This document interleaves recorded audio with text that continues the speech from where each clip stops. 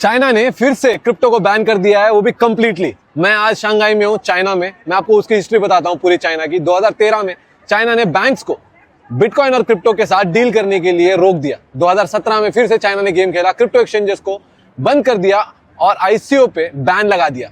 ICO initial coin offering था। 2021 में सभी क्रिप्टो ट्रांजैक्शन और माइनिंग को इलीगल डिक्लेयर कर दिया था चाइना ने, और फिर वापस से आज रिसेंटली 6 फरवरी 2026 को वापस से चाइना ने अनाउंस किया कि कंप्लीटली क्रिप्टो को हम बैन कर रहे हैं। फिर भी चाइना दुनिया का सबसे बड़ा माइनिंग सुपर पावर कैसे बनाए? अब सच सुनो, आप डाउट करोगे। आप चाइना ने ऑफिशियली बोलता है कि क्रिप्टो ट्रेडिंग इलीगल है, माइनिंग इलीगल है, फॉरेन एक्सचेंजेस इलीगल है, सब खत्म।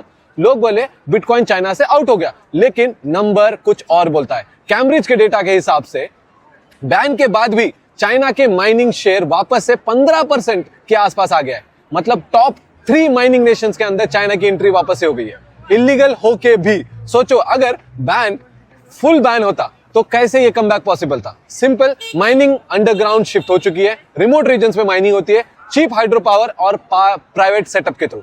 ऑफिशियली बैन है, but unofficially mining super top पे।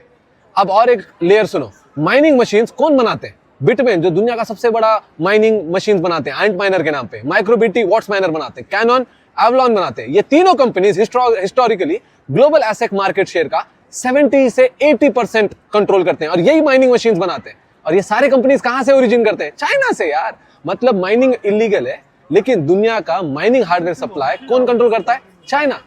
सोचो, सबसे इंटरेस्टिंग पॉइंट, चाइना के पास खुद के पास 1,90,000 BTC सीज करके बैठे। बिलियन ऑफ डॉलर्स के ये BTC हो सकते हैं। पब्लिक बोलते हैं इलीगल और खुद रिजर्व करके बैठे हैं। इतना होता तो सेल कर देते। और यूजर्स एस्टिमेट्स के हिसाब से अगर आप देखोगे ना, मिलियंस ऑफ चाइनीज सिटीजंस अभी भी VPN, P2P ऑफशोर एक्सचेंजेस के थ्रू क्रिप्टो यूज कर रहे हैं। बैन पेपर पे है भाई, डिमांड ग्राउंड पे बहुत ज्यादा है। मैं अभी चेक करके आ रहा हूं।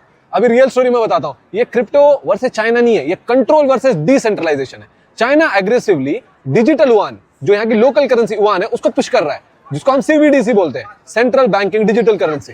स्टेट कंट्रोल मनी, ट्रैकेबल है और प्रोग्रामेबल है। बिटकॉइन क्या है? परमिशनलेस है, बॉर्डरलेस है, गवर्नमेंट से इंडिपेंडेंट है। तो कॉन्फ्लिक्ट यहां पे, लेसन क्या है? गवर्नमेंट एक्सचेंजेस को बंद कर सकती है, एप्स डिलीट कर सकती है, बैंक्स को प्रेशर कर सकती है, बट लेकिन ओपन नेटवर्क को कंप्लीटली किल करना इम्पॉसिबल है। बिटकॉइन का प्रोटोकॉल किसी ऑफिस से नहीं बैठा, किसी ऑफिस से नहीं बनता यार। बिटकॉइन को बैन नहीं किया जा सकता। बैन एक रॉन्ग टर्म है जो लोग यूज करते हैं। रिस्ट्रिक्ट कर सकते हैं, स्लो कर सकते हैं, खत्म नहीं कर सकते, because it's a value on the internet.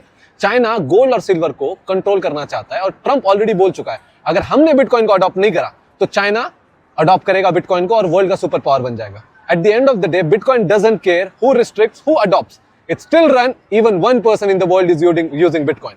World need bitcoin, bitcoin doesn't need China और USA। ये बात समझो आप। और ये एक छोटा वोलेटिलिटी मार्केट है, लॉन्ग टर्म में ये सब लोग बिटकॉइन के सामने झुकेंगे, आप देखोगे। समझ आया तो अपने दोस्तों से शेयर करना और कमेंट में बताना आप क्या सोचते हो। जय हिंद, और नेक्स्ट वीडियो मिलेंगे नेक्स्ट कंट्री के साथ।